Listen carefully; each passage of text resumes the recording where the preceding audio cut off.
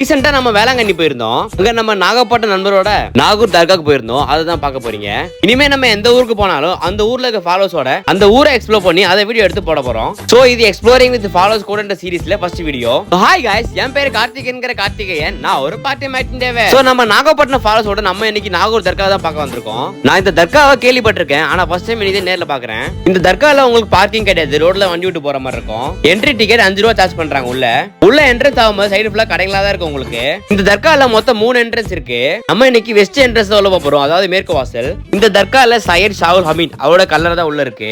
நாங்க போனது நைட் டைம்னால கல்லறையை க்ளோஸ் பண்ணிட்டாங்க, டைமிங் முடிஞ்சு அப்படின்னு. இந்த தர்கால நைட் நிறைய பேர் ஸ்டே பண்ணிக்கிறாங்க. அந்த தர்கால உங்களுக்கு வெளியே ஓதி விட்டு கயிறும் கட்டி விடுவாங்க, ஆள் இருப்பாங்க.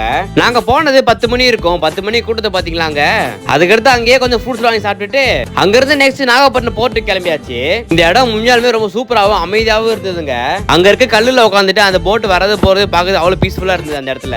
சோ அதுக்கடுத்து அங்க இருந்து கிளம்பியாச்சு. வீடியோ முடிச்சுக்கிறேன். Tata bye bye, take care. அடுத்த வீடியோல பார்க்கலாம். தேங்க்யூ.